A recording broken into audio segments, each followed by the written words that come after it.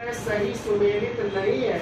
एक तरफ पत्रिकाएं है और दूसरी तरफ वो किस भाषा में है, तो वो पूछा गया है। कह रहा बंगाली अंग्रेजी में, मराठा अंग्रेजी में, नवजीवन गुजराती में और हरिजन बंधु हिंदी में। ठीक है, तो बंगाली आपको पता होना चाहिए। बंगाली पत्रिका है किसकी, तो देखो ये बंगाली पत्रिका है गिरीश चंद्र घोष की। और फिर इसके बाद इसका संपादन करते, इसको खरीद लेते सुरेंद्र नाथ बनर्जी। तो सुरेंद्र नाथ बनर्जी भी सही होगा। और इसके पहले संपादक कौन थे, गिरीश चंद्र घोष थे। और ये पत्रिका जिस भाषा में थी वो थी अंग्रेजी। यानी पहला क्या है, सही है। ये दूसरा कह रहा है मराठा, और मराठा किस भाषा में, अंग्रेजी में। तो आपको पता है बाल गंगाधर तिलक के दो समाचार पत्र थे, केसरी और मराठा। तो केसरी मराठी में था और मराठा किसमें था, अंग्रेजी में था। तो यानी ये भी सही है। और आपको पता है इसके यदि आ जाए प्रथम संपादक कौन थे, तो इसके पहले संपादक थे मराठा के, ध्यान रखिएगा, केलकर। कौन थे, केलकर थे।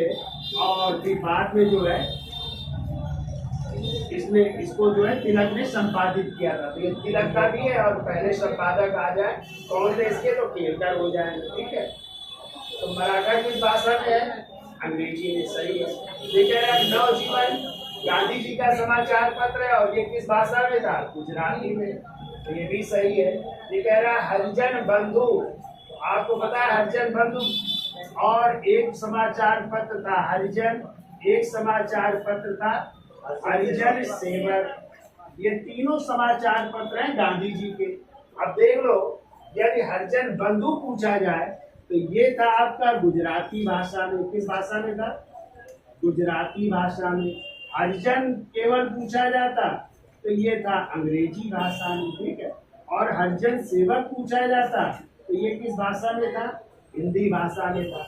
लेकिन आगे क्या कह रहा, हरिजन बंधु क्या कह रहा है, हिंदी भाषा। तो ये क्या होगा, गलत, क्योंकि हरिजन बंधु किस भाषा में था, गुजराती में।